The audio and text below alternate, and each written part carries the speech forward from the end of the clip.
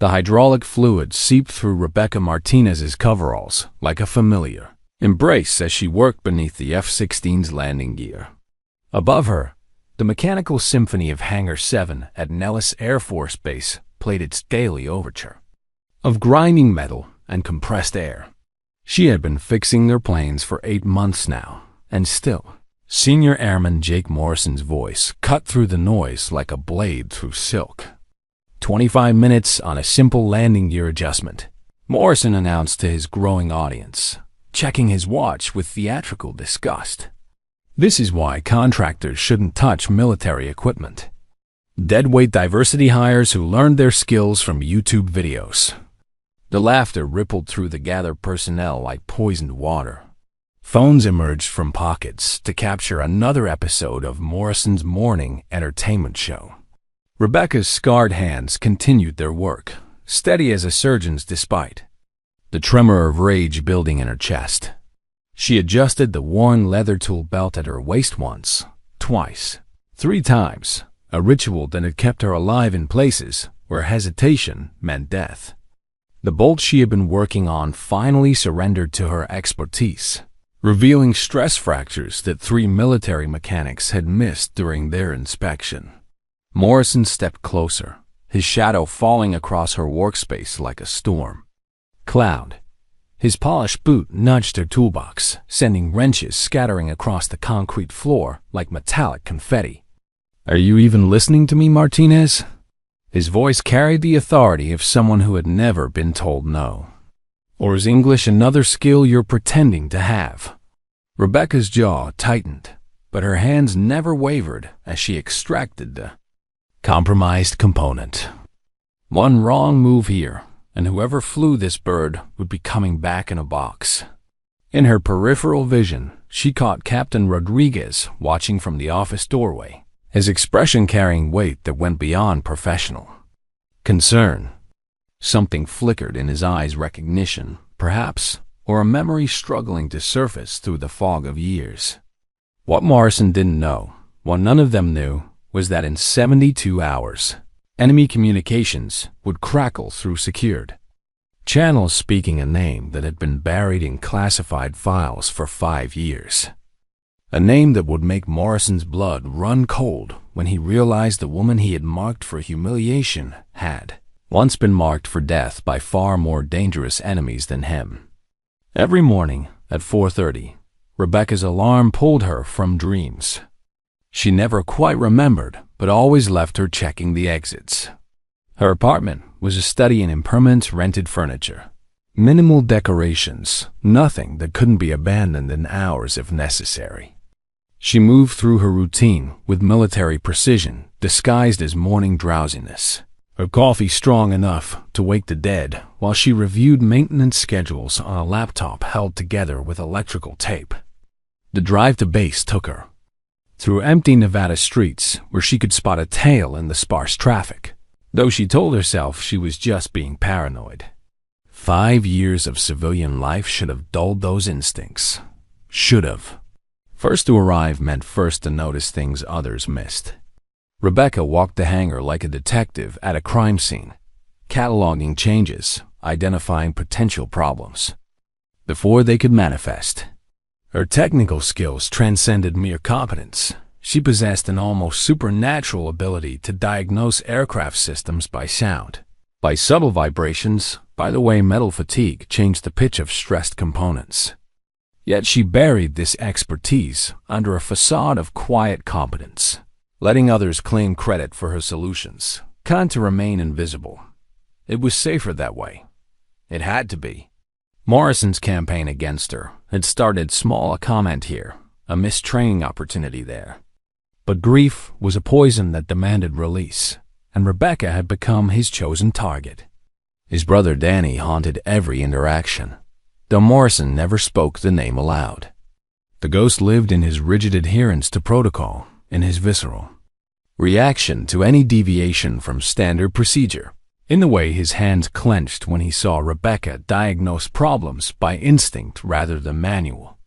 He had built a fortress of rules around his pain, and her competence was a siege engine threatening his walls.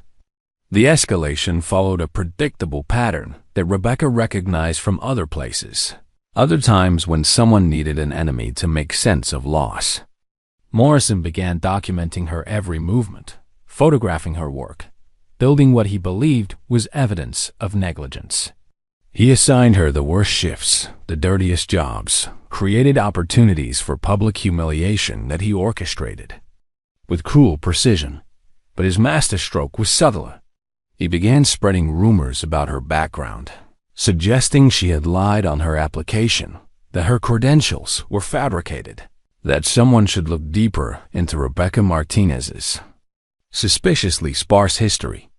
The whispers followed her through the base like smoke, seeping into every conversation, every glance, every assessment of her work. What Morrison didn't realize was that some histories were meant to stay buried. Some names were dangerous to speak aloud, and somewhere in the darkness beyond the Nevada desert, old enemies were listening for exactly the kind of careless chatter that could lead them to a ghost they had been hunting for 5 long years. The tool belt rode heavy on Rebecca's hips as she finished her shift, the weight of it a constant reminder of hands that had once held the difference between life and death. Tomorrow would bring new challenges, new opportunities for Morrison to display his cruelty. But tonight, in the quiet of her Spartan apartment, she would clean her tools with the same methodical care she had once used to disarm bombs that could level city blocks.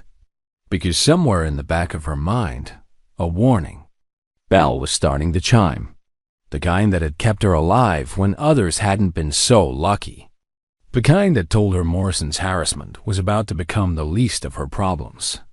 Captain Rodriguez had started noticing the inconsistencies 3 weeks into Rebecca's contract. Her repair techniques utilized approaches taught only in specialized military programs, classified methods that no civilian contractor should know. When he casually asked about her training, she deflected with practiced ease, crediting online courses and her father's garage wisdom. But Rodriguez's memory was long, and something about her hands, the way they moved with surgical precision, the specific pattern of scars across her knuckles, stirred recollections of a night in Afghanistan when those same hands had saved his life in the darkness. The memory came in fragments, smoke, screaming, the taste of blood and sand, and a woman's voice cutting through chaos with calm authority. The investigation Rodriguez quietly initiated revealed carefully crafted gaps in Rebecca's history.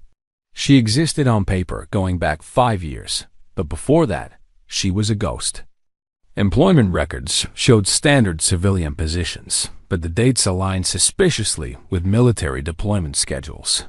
Her technical certifications were legitimate but acquired through accelerated programs typically reserved for veterans with security clearances. Each thread he pulled revealed not deception, but protection. Someone had built Rebecca Martinez's identity with the meticulous care of witness protection programs, but for whom? And why would a civilian contractor need that level of cover? Morrison's paranoia fed on Rodriguez's protective behavior toward Rebecca. He interpreted every intervention as evidence of compromise, every defense of her work as proof of conspiracy. In his grief-twisted logic, Rodriguez had been corrupted by whatever Rebecca represented. The chaos of competence without credentials, skill without proper pedigree. Morrison began copying base security on his reports, escalating his accusations, demanding investigations into both Rebecca and Rodriguez. His documentation grew more detailed, more personal, including her address, her daily routines, photographs taken without consent. The harassment became a crusade, and crusades demanded martyrs. "She's hiding something," Morrison confided to Staff Sergeant Williams during their morning briefing. "Nobody gets that good at aircraft maintenance from YouTube and Daddy's garage. Rodriguez knows it too, which is why he's protecting her." Williams, a 20-year veteran who had seen enough military politics to recognize obsession, tried to redirect the conversation. "Maybe she's just good at her job, Morrison. Some people are." "Good at her job? Morrison's laugh was bitter. "She's a security risk, a liability. Mark my words, when something goes wrong, when someone gets hurt because of her unauthorized modifications, Rodriguez will have blood on his hands." The fatal error came when Morrison decided to bypass local channels entirely. Frustrated by Rodriguez's interference and the base commander's apparent indifference, he compiled his extensive surveillance into a comprehensive report and transmitted it through multiple military communication systems. He wanted to ensure someone, somewhere, would take action against what he perceived as a clear and present danger to operational security. What Morrison didn't know was that certain channels had been compromised by foreign intelligence services. That keywords in his report would trigger alerts in places where Rebecca Martinez's photograph had a very different caption beneath it. A caption that read, "Lieutenant Patricia Mitchell, U.S. Army wanted dead or alive." Rebecca felt the change like atmospheric pressure before a storm. Years of survival had taught her to recognize when she had been marked, when invisible crosshairs were aligning on her position. She began her extraction preparations with the same methodical approach she brought to aircraft repair, updating documents, researching new positions, calculating how fast she could disappear if necessary. But each day brought new challenges. As she watched preventable mistakes accumulate, observed junior technicians following procedures that would eventually cost lives, the oath she had taken years ago still lived in her bones, warring with the pragmatism that had kept her alive. How many pilots would die if she ran? How many families would grieve because she chose safety over service? The pivot point arrived disguised as routine. A young airman brought her a tablet showing social media posts from the previous day. Morrison's latest public humiliation had gone viral within military circles, shared and reshared with cruel commentary. But Rebecca's trained eye caught something others missed in the background of one video. A reflection in the hangar window showed someone photographing her from a different angle, someone whose stance and positioning marked them as professionally trained. The net was closing, and Morrison's vendetta had provided the breadcrumbs her enemies needed to find their prey. Rodriguez confronted her that evening as she worked alone in the hangar, the overhead lights casting long shadows that seemed to hold secrets of their own. "Lieutenant Patterson," he said quietly, the name hanging between them like a bridge across 5 years of carefully maintained fiction. Rebecca's hand stilled on the engine component she had been adjusting, but she didn't turn around. "I haven't heard that name in a long time, Captain," she replied, the admission carrying both relief and resignation. "Though I believe you were a lieutenant yourself when we last met." The shared memory of Operation Nightfall lived in silence. That followed a night when death had been measured in seconds and salvation in steady hands. A night when Patricia Patterson had earned her nickname by patching together miracles from broken metal and desperate hope. "They're coming." "For you," Rodriguez said, his voice heavy with the weight of old debts. Morrison's reports went through compromised channels. "Foreign intelligence services have been monitoring communications for your real name, your location, any trace of the woman who cost them millions in failed operations." Rebecca finally turned, her face showing the exhaustion of someone who had been running for too long. "How long do I have?" "Intelligence suggests 72 hours, maybe less." They've been patient, but patient predators are the most dangerous kind. The tool belt at her waist suddenly felt heavier, weighted with the memory of other tools, other times when her hands had been all that stood between order and chaos. She had thought those days were over, that she could live quietly in the shadows, fixing machines instead of lives. But shadows had a way of revealing themselves when the light hit them just right, and Morrison's spotlight had been burning bright for months. The emergency alert shattered the morning routine 3 days later like glass hitting concrete. Enemy aircraft detected, communications intercepted, base vulnerabilities exposed with surgical precision. But it was the coded message that followed. crackling through secured channels with the clarity of a death sentence that sent ice through Rebecca's veins.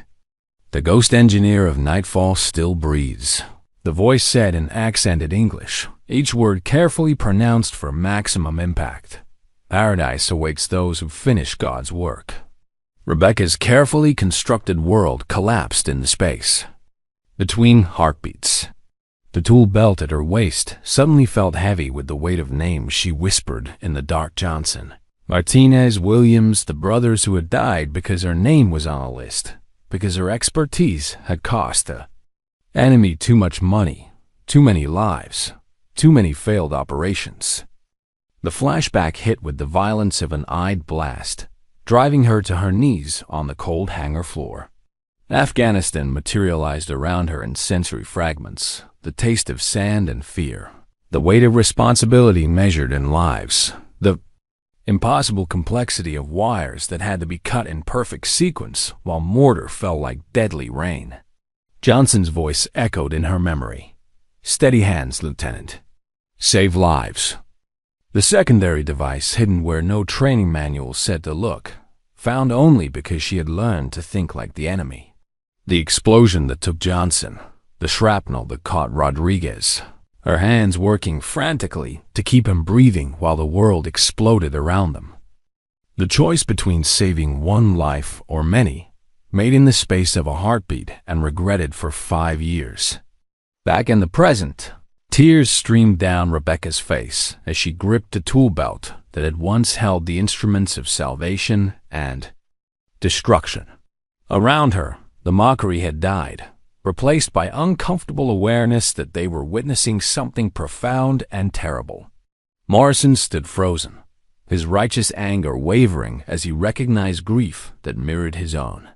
Rodriguez knelt beside her, his presence an anchor to the present, his whispered words pulling her back from the abyss. "You saved us all, Patch. Let us save you now." The intelligence briefing that followed stripped away 5 years of carefully maintained fiction like paint remover on metal. Lieutenant Patricia Patterson had been the military's most successful counter-IED specialist, her innovative techniques saving hundreds of lives across multiple deployments. Operation Nightfall had been her masterpiece and her downfall, a massive ambush prevented, 200 soldiers saved, but her unit betrayed by compromised intelligence. The enemy had specifically targeted her team, killing 3 of her men in a coordinated attack meant to eliminate the ghost engineer, whose expertise had cost them millions in failed operations. But Patricia had survived, hidden in witness protection, with a new identity, a new life, a new name. Rebecca Martinez was supposed to be invisible, untouchable, safe. But here came the twist that would haunt Morrison forever. The intelligence leak that had compromised Patricia's unit in Afghanistan had originated from a maintenance report filed by Technical Sergeant Daniel Morrison, Jake's younger brother. Danny had been part of a forward maintenance team that serviced Patricia's unit's vehicles. In his meticulous documentation of equipment issues, he had inadvertently included classified details about their movement patterns and operational procedures.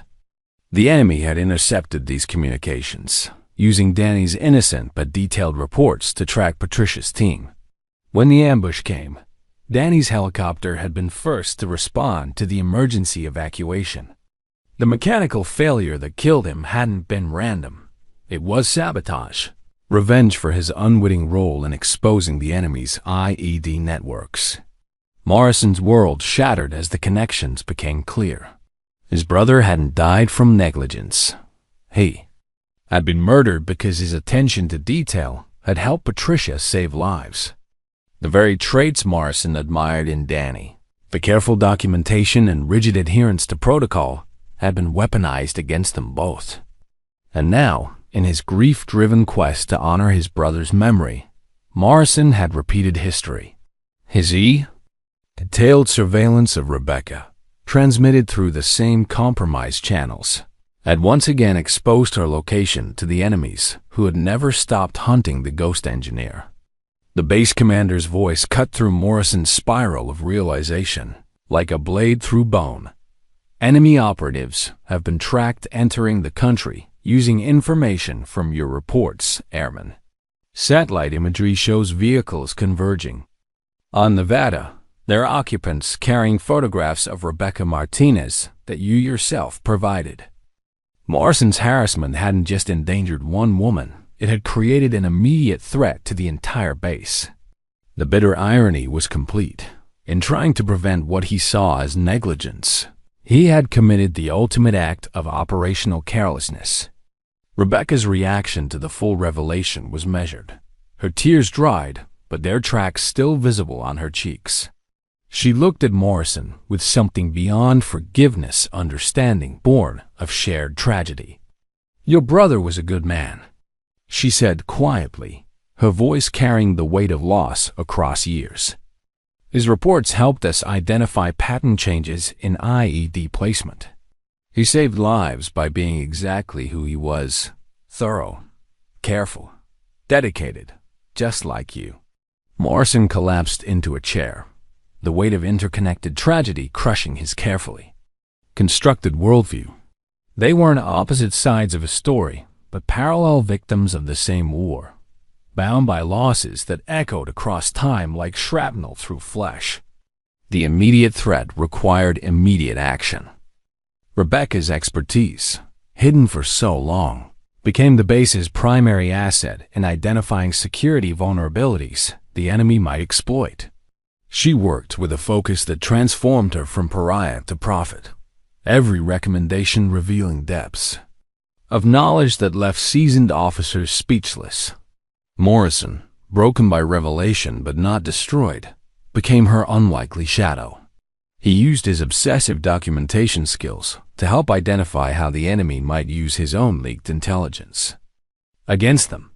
The hunter and the hunted, working together to prevent a tragedy that grief had set in motion. But even as they prepared for the coming storm, one question haunted the hangar like diesel fumes. Would their newfound understanding be enough to stop an enemy that had waited 5 years for this moment of revenge? The defensive preparations revealed Rebecca's true nature like stripping paint from metal. She could have fled, disappeared into another identity, left Nellis to face the threat she had inadvertently brought to their doorstep. Instead, she fortified. Every aircraft received her personal inspection. Every system checked with the assumption that sabotage was not just possible but probable.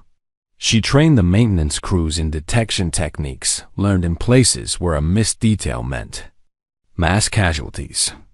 Look for things that don't belong. She instructed a group of wide-eyed technicians. A wire that's too new, a bolt that's too clean, scratches on access panels that shouldn't be there. The enemy doesn't just want to kill, they want to send a message. Morrison worked beside her, his grief transformed into protective fury directed outward rather than at the woman he had wronged. His documentation skills, once used as weapons against her, became tools of defense. He photographed every suspicious modification, cataloged every potential vulnerability, built a comprehensive map of the base's security gaps. "I need to know," he said during one of their late-night preparation sessions, his voice cracking with the weight of accumulated guilt. "How many people died because of my brother's reports? How many families got the visit from the chaplain because I couldn't protect him?" Rebecca paused in her work, her hand stilling on a diagnostic tablet. "Your brother saved more lives than he cost, Jake. The intelligence we gathered from his reports prevented dozens of attacks. But war isn't an accounting ledger. You can't balance lives lost against lives saved and call it even. You can only try to make tomorrow better than yesterday." The revelation about Danny's death had done more than shatter Morrison's worldview. It had rebuilt it. The same obsessive attention to detail that had made him a tormentor now made him a guardian. He began to see patterns in the base's security that others missed, vulnerabilities that his civilian contractor's perspective illuminated. Captain Rodriguez coordinated the defensive response with the efficiency of someone who had faced similar threats before. His protection of Rebecca evolved from instinct to strategy, ensuring her expertise was utilized without exposing her to unnecessary risk. Their shared history allowed communication beyond words, a glance, a gesture, a position that spoke of battles fought and won in places where silence meant survival. The enemy's advantage is patience, Rodriguez explained during a security briefing. They've been planning this for 5 years, studying our patterns, identifying our weaknesses. But they don't know that we know they're coming. That's our edge. The intelligence reports painted a picture of surgical precision. The enemy hadn't sent a squad of terrorists, they had sent professionals. Former military, skilled in infiltration and sabotage, carrying equipment designed to maximize damage, while minimizing exposure.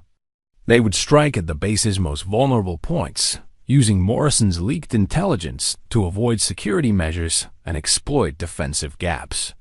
Rebecca studied the satellite imagery with the intensity of someone reading her own obituary. "They're not coming for a massacre," she said, her finger tracing movement patterns on the screen. "They're coming for me. The base is just the stage for their final act."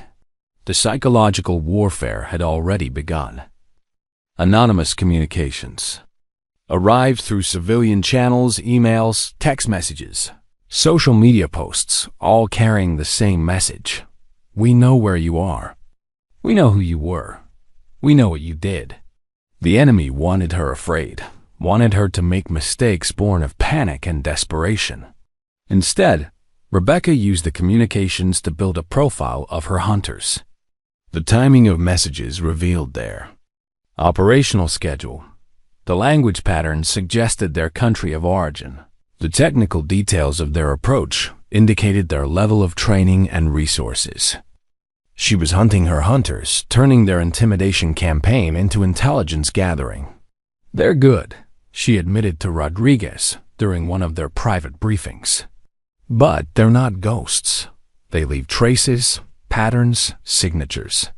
The question is whether we can read them fast enough to stay ahead of their timeline." The base's transformation was subtle but unmistakable. Security patrols increased without appearing to increase. Maintenance schedules shifted to ensure maximum coverage during vulnerable periods. Personnel rotations placed the most skilled defenders in critical positions while maintaining the appearance of normal operations. Morrison's role in the defense surprised everyone, including himself. His civilian contractor status and obsessive nature made him the perfect early warning system. He noticed changes that military personnel, accustomed to structured environments, might miss. A delivery truck that arrived 15 minutes early. A maintenance uniform that was too new or too clean. Credentials that passed security checks but triggered his suspicious instincts. "You're turning into a decent soldier," Rodriguez told him during one of their planning sessions. "Your brother would be proud." "My brother is dead because I couldn't see past my own grief," Morrison replied, his voice carrying the weight of hard-won wisdom. "I won't let that happen to anyone else." The waiting was the hardest part.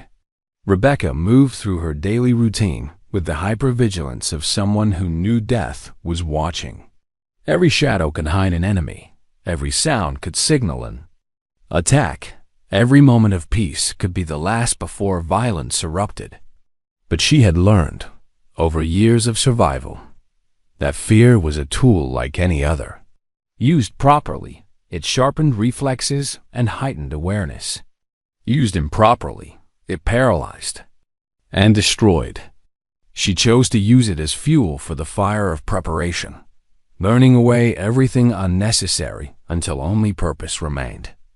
As the sun set over the Nevada desert, painting the sky in shades of blood and gold, Rebecca checked her tool belt one final time. 3 adjustments, always 3, a ritual born of necessity and maintained through wisdom. Tomorrow would bring the reckoning she had been running from for 5 years. The question was no longer whether the enemy would come, it was whether she would be ready when they did. The attack came with the subtlety of a surgeon's scalpel, rather than the brutality of a hammer. Rebecca spotted them first maintenance. Uniforms that didn't quite fit right. Credentials that passed casual inspection but wilted under her trained scrutiny. She had learned to think like them, to see the battlefield in a civilian hangar, to recognize the predator's careful approach through a landscape of innocence. "Base security, we have a problem," she spoke quietly into her radio, her voice carrying the calm authority of someone who had faced death before. 4 individuals in maintenance gear, northwest entrance. They're professionals. The response was swift but carefully coordinated. No dramatic alarms, no rushing security teams, just a gradual tightening of the net around enemies who thought they remained invisible. Rodriguez had learned from Rebecca's expertise that the best defense against professionals was to act like amateurs until the moment of truth. Morrison, positioned at his new post as safety coordinator, provided the crucial second pair of eyes. His obsessive attention to detail, once used as a weapon against Rebecca, now served as a shield for everyone on base. He noticed the subtle wrongness in their movements, the way they carried themselves like soldiers pretending to be civilians. "They're moving toward Hangar 7, he reported, his voice tight with controlled tension. 2 teams approaching from different angles. They know exactly where they're going. The enemy's plan was elegant in its simplicity. Disable the base's primary aircraft, eliminate the ghost engineer who had cost them so much, and disappear into the Nevada desert before anyone could mount an effective response. They had studied Morrison's leaked intelligence carefully, identifying security gaps and operational vulnerabilities with the precision of master craftsmen. What they hadn't counted on was Morrison's transformation from unwitting traitor to zealous guardian. His detailed knowledge of the base's systems, combined with his newfound understanding of the enemy's capabilities, made him the perfect counter to their infiltration. He had become the antibody to his own infection. Rebecca moved through the hangar with the fluid grace of someone who had learned to dance with death. Her tool belt rode familiar on her hips, but now it carried more than instruments of repair. It held the tools of war, carefully concealed among the legitimate implements of her trade.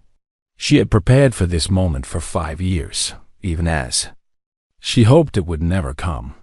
The first confrontation was almost anticlimactic. One of the infiltrators, approaching what he thought was an unguarded access point, found himself face to face with Rebecca emerging from beneath an aircraft. For a moment, they stared at each other across the space between hunter and hunted, predator and prey, past and present. "Lieutenant Patricia Patterson," the man said in accented English, his hand moving slowly toward a concealed weapon. "The ghost engineer. You have been very difficult to find." "Not difficult enough, apparently," Rebecca replied, her own hand resting casually on her tool belt. Morrison's reports must have been very detailed. The man's smile was cold and professional. "We have waited 5 years for this moment. 5 years to balance the scales for our fallen brothers, for the operations you destroyed, for the lives you cost us with your expertise." "And how many innocent lives did those operations cost?" Rebecca asked, her voice carrying the weight of moral authority earned through blood and sacrifice. "How many families were torn apart by your bombs, your ambushes, your campaigns of terror?" The philosophical discussion ended when the man's hand moved toward his weapon. Rebecca's response was faster than thought, muscle memory trained through years of life-or-death situations. The improvised weapon from her tool belt found its mark before the assassin could clear leather, and the first threat was neutralized with surgical precision. The other infiltrators, hearing the commotion, abandoned subtlety for speed. The hangar erupted into controlled chaos as base security, guided by Morrison's intelligence and Rebecca's expertise, moved to contain the threat. The enemy's careful planning crumbled against the reality of a defensive network that had been built specifically to counter their capabilities. But the leader of the infiltration team had saved the best for last. As his subordinates engaged base security, he made his way toward Rebecca's position with the patience of a master hunter. This was personal, not just business, but revenge for a war that had cost him everything he cared about. "You destroyed my family," he said, emerging from the shadows with a weapon trained on Rebecca's center mass. "My brother died in one of your bomb discoveries, my nephew in another. You took everything from me, and now I take everything from you." Rebecca stood perfectly still, her hands visible but ready. "Your family died because they chose to kill innocents. I didn't make that choice for them. They made it for themselves. I just prevented them from making it for others." The man's finger tightened on the trigger, but before he could complete the motion, Morrison appeared behind him like a ghost. The safety coordinator's documentation skills had extended to learning the positions of every person in the hangar, including the infiltrators who thought they remained hidden. "This is for my brother Danny," Morrison said quietly, his voice carrying the weight of redemption earned through understanding, "and for everyone else who died because of my mistakes." The confrontation ended with the same brutal efficiency that had characterized the enemy's approach. Professional violence met by professional competence. Assassination attempt countered by protective action. The threat was neutralized, but the cost would be measured in more than just lives. Rodriguez arrived as the last of the infiltrators. Was secured, his face showing the strain of coordinating a defense against enemies who had been hunting his friend for 5 years. "Is it over?" he asked, though his tone suggested he already knew the answer. Rebecca looked around the hangar, taking in the aftermath of violence that had found her despite 5 years of careful hiding. "It's never over," she said quietly. "There will always be others, other enemies, other threats. The question is whether we're ready for them." The immediate danger had passed, but the larger implications remained. Rebecca's cover was blown, her carefully constructed identity shattered, beyond repair. The choice now was whether to run again or to stand and fight on her own terms. For the first time in 5 years, she chose to stand. The aftermath of the failed infiltration sent shockwaves through the military intelligence community that reached all the way to the Pentagon. Rebecca's cover had been blown not just locally, but internationally. Her face, her real name, and her location were now known to every enemy network that had been hunting the ghost engineer for 5 years. The debriefing session in the base commander's office felt like a trial, with Rebecca as both defendant and key witness. General Harrison, who had flown in from Washington within hours of the incident, studied her with the intensity of someone trying to solve a puzzle that had been troubling him for years. "Lieutenant Patricia Patterson," he said, using her real name for the first time in 5 years. Officially dead, killed in action during Operation Nightfall. Unofficially, the most successful counter-IED specialist in military history. And now, apparently, a civilian contractor fixing landing gear in Nevada. Rebecca sat straight in her chair, her hands folded calmly in her lap. "I've been fixing more than landing gear, General. I've been fixing more. I've been fixing lives, preventing accidents, keeping pilots safe." The job title changed, but the mission remained the same. Morrison sat beside her, his presence both surprising and necessary. His role in the intelligence leak that had exposed her location made him both victim and perpetrator, a living reminder of how good intentions could lead to catastrophic consequences.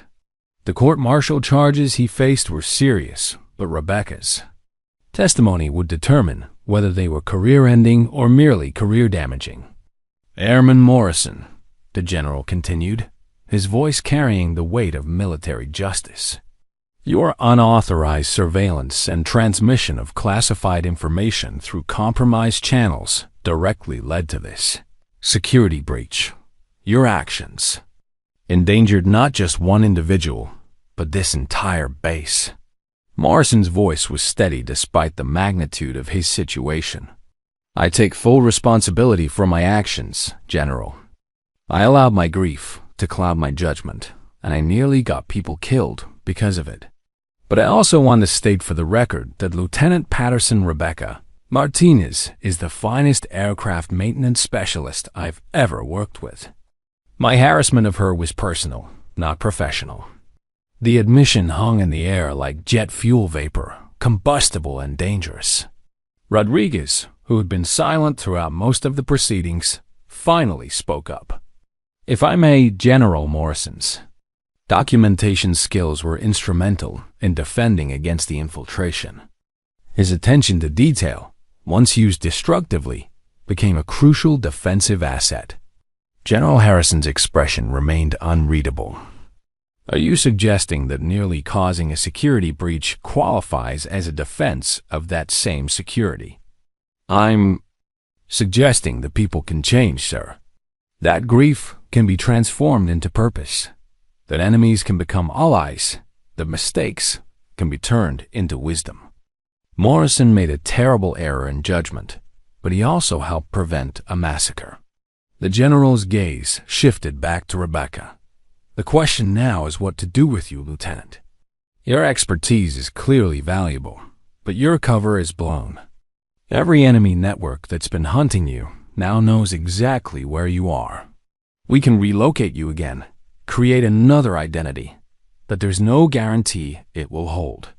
Rebecca had been dreading this moment for 5 years, but now that it had arrived, she felt only relief. I'm tired of running, General. Tired of hiding who I am.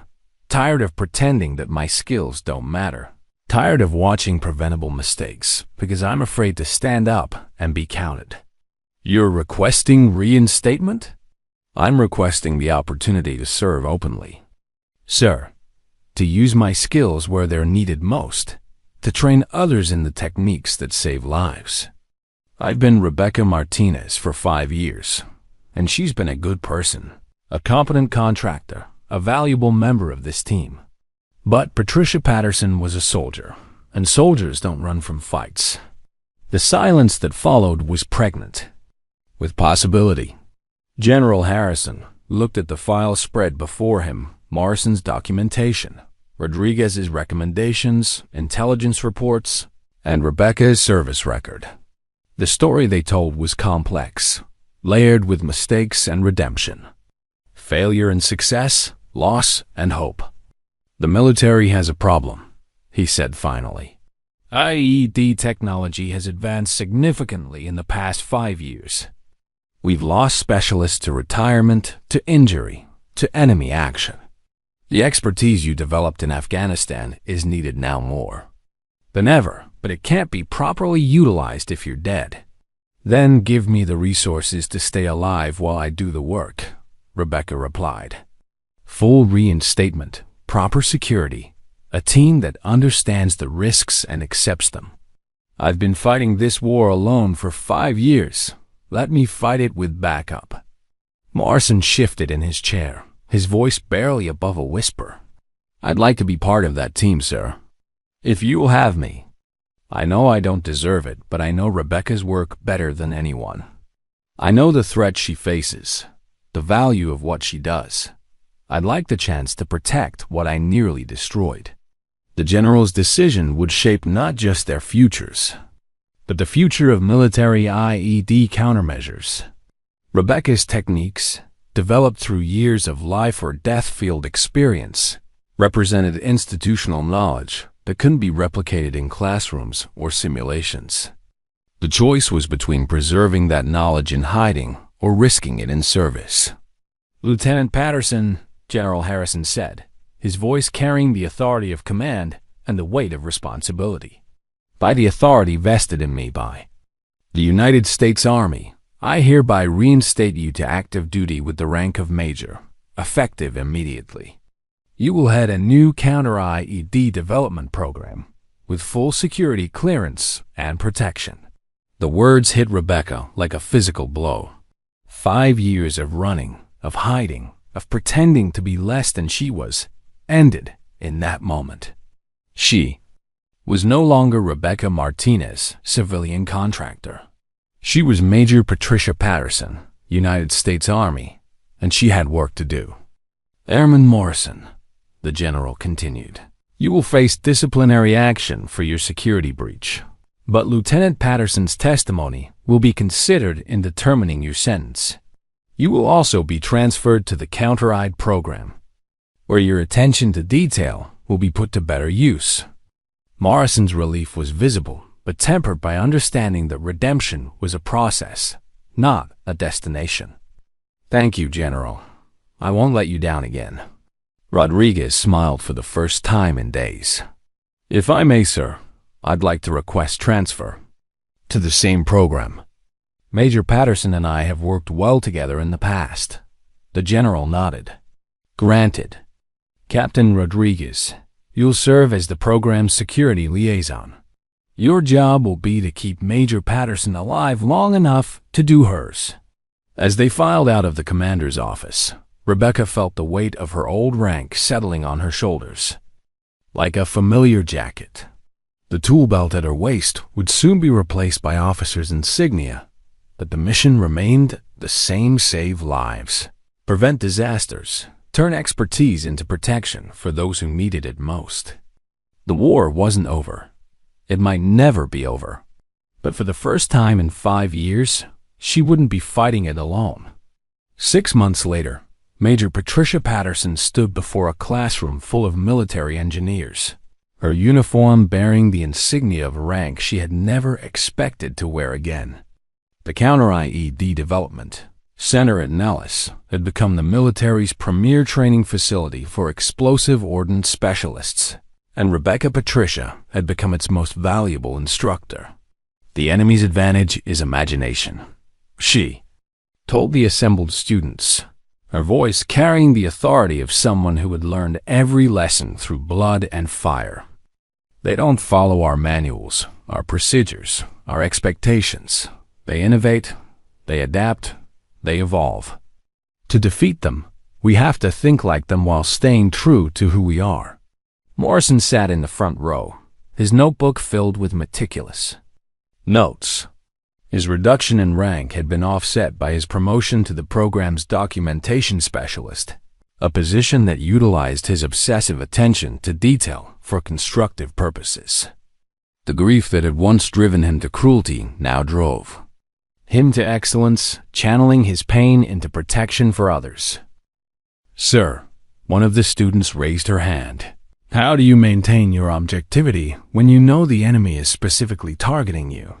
How do you stay focused on the mission when it becomes personal? Patricia's smile was sad but genuine. You don't stay objective. You use the personal investment to fuel your dedication while remembering that it's not about you. It's about the lives you're protecting. The moment you make it about revenge instead of service, you become something other than a soldier. Rodriguez, now the program's security chief, watched from the back of the classroom. The threats against Patricia hadn't ended with the failed infiltration, if anything. They had intensified as her new position became known. But the security measures in place were comprehensive, and the team protecting her understood the value of what they were safeguarding. After class, Patricia walked across the base toward her new quarters, the desert sunset painting the sky in familiar shades of gold and crimson.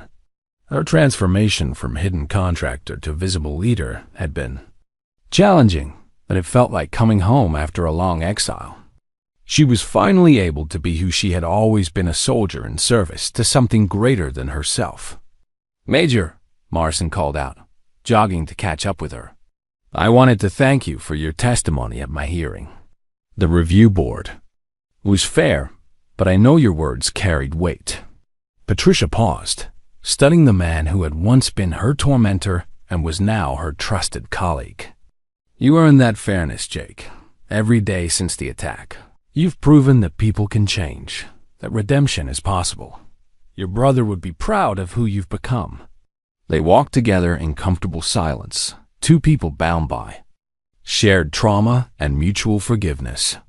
The program they were building together would save lives, prevent attacks, Turn the hard-won lessons of Afghanistan into protection for future soldiers.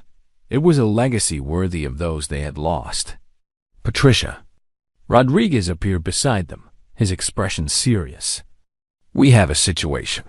Intelligence intercepts suggest another team is being assembled. Different organization. Same target. They're learning from the failure of the last attempt. Patricia nodded calmly. How long do we have? Weeks, maybe less. But this time we're ready. The defensive measures are in place. The team is trained, and we have early warning systems that didn't exist before. The news should have been frightening, but Patricia felt only determination. She had spent 5 years running from this fight, but now she had the resources and support to face it head-on. The ghost engineer was a ghost no longer. She was a major in the United States Army, surrounded by soldiers who understood her value and were committed to protecting it. Then we better get to work, she said, adjusting her tool belt with practiced precision. 3 times, always 3 times. A ritual that had kept her alive through dangers she couldn't have imagined when she first learned it. The base continued. Its daily rhythm around them, pilots and mechanics and support staff going about their duties with the quiet competence that kept America's military machine running. But now, at its heart, was a program dedicated to staying ahead of the enemies who would never stop trying to kill American soldiers. Patricia Patterson had finally found her place in the world, not hidden in the shadows, but standing in the light, teaching others to see the darkness before it could strike. The work was dangerous. The enemies were patient and professional, but she was no longer alone. And that made all the difference. 2 years after her reinstatement, Major Patricia Patterson had become a legend within military circles, not for hiding, but for standing and fighting. The Counter-IED Development Center had prevented dozens of attacks, trained hundreds of specialists, and developed techniques that were saving lives across multiple theaters of operation. The memorial wall in her office bore the names of soldiers whose lives had been saved by the program pilots who flew aircraft that her teams had checked and cleared, convoy drivers who avoided roads where her intelligence had identified threats, bomb disposal specialists who used her techniques to disarm devices that would have killed them, and countless others. But it also bore other names. The 3 men from her original unit who had died in the ambush that started this long journey. Johnson, Martinez, Williams. Their sacrifice had meaning now. Their deaths transformed into purpose that extended far beyond the moment of their passing. Morrison knocked on her office door, carrying a tablet with the latest intelligence briefings. His transformation from bitter antagonist to trusted ally remained one of the program's most remarkable success stories. Major, we have confirmation that the latest threat has been neutralized. The team that was targeting you has been arrested by international authorities. Patricia looked up from the technical manual she had been reviewing, her expression showing both relief and resignation. There will be others. Yes, ma'am. There will always be others. But each time our defensive measures get better, our intelligence gets faster, our responses get more effective. We're learning from every attempt. The irony wasn't lost on either of them. Morrison's obsessive documentation skills, once used to persecute Patricia, were now essential to protecting her. His detailed analysis of threat patterns, security vulnerabilities, and defensive improvements had become the foundation of the program's security protocols. Rodriguez entered the office, carrying coffee and wearing the satisfied expression of someone whose protective instincts had been vindicated by results. The base commander wants to see you, Patricia. Something about a new assignment. The walk to the commander's office felt familiar now, no longer the tense journey to face judgment, but a routine part of military life. Patricia had found her rhythm again, the comfortable cadence of service that she had missed during her years in hiding. General Harrison was waiting with a smile that suggested good news rather than crisis management. Major Patterson, your program has exceeded every expectation. The Secretary of Defense wants to expand it nationally, establish training centers at 5 additional bases, standardize your techniques across all service branches. The recognition was gratifying, but Patricia's response was measured. That's an honor, General, but I have concerns about scaling too quickly. The techniques we're teaching require experienced instructors, soldiers who understand not just the procedures, but the psychology behind them, which is why we're promoting you to Lieutenant Colonel and putting you in charge of the entire expansion. You'll have the resources to train those instructors, to build programs that maintain the quality while expanding the reach. The promotion was unexpected but not unwelcome. Patricia had learned to accept recognition when it came to use authority in service of the mission rather than personal advancement. I'll need my team, General. Morrison, Rodriguez, the core group that built this program. They understand the work in ways that can't be replicated in textbooks. Already approved. Lieutenant Colonel Rodriguez, Major Morrison, they're part of the package. The team that built this program will be the team that expands it. Later that evening, Patricia stood on the flight line watching aircraft take off into the Nevada darkness. Each plane carried pilots whose lives might one day depend on techniques her program had developed, maintenance procedures her teams had refined, security measures her experience had shaped. Morrison and Rodriguez joined her, the 3 of them, linked by bonds forged in crisis and strengthened through shared purpose.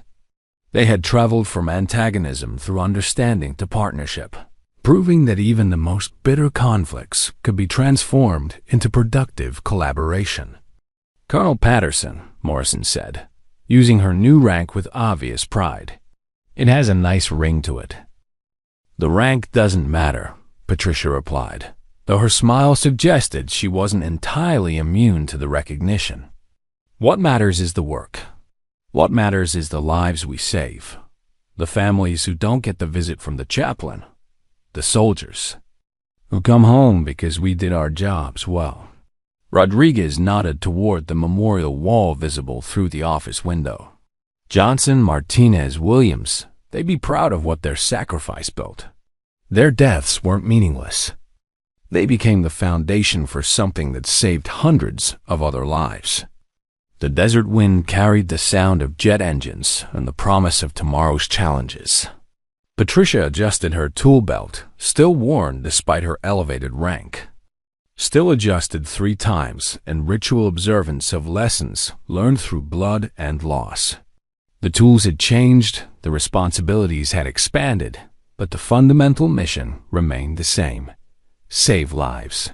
Prevent disasters. Serve something greater than yourself.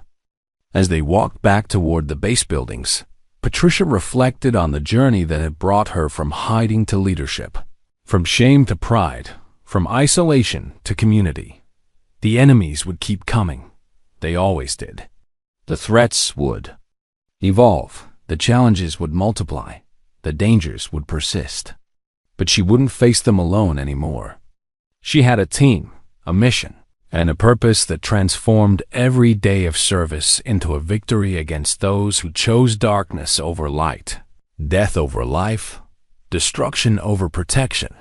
The ghost engineer had found her way home. Not to a place, but to a purpose. Not to safety, but to service. Not to the shadows where she had hidden, but to the light where she belonged. In the distance, another aircraft lifted off into the star-filled Nevada sky, carrying with it the hopes and dreams of everyone who served, everyone who sacrificed, everyone who chose to stand between the innocent and those who would do them harm. Major Colonel Patricia Patterson watched it climb toward the heavens and smiled. Tomorrow would bring new challenges, new opportunities to serve. New chances to prove that expertise combined with dedication could overcome any enemy, defeat any threat, save any life worth saving. The work continued. The mission endured. And somewhere in the darkness, Other enemies were learning that the ghost engineer was a ghost no longer. She was a leader, a teacher, a protector whose influence extended far beyond the reach of their hatred. It was enough. It was more than enough. It was everything she had ever wanted her service to mean. The story of Rebecca Martinez had ended. The legend of Colonel Patricia Patterson was just beginning. Author's note: this story explores themes of redemption, the cost of service, and the transformation of personal pain into public purpose. It reminds us that heroes are often found in unexpected places, that enemies can become allies, and that true honor lies not in avoiding conflict, but in standing for something greater than ourselves when conflict finds us. If you enjoyed this story, don't forget to hit the subscribe button and become a part of our Everyday Life Stories community. Where are you watching from? Drop a comment below. We love hearing from our amazing viewers around the world.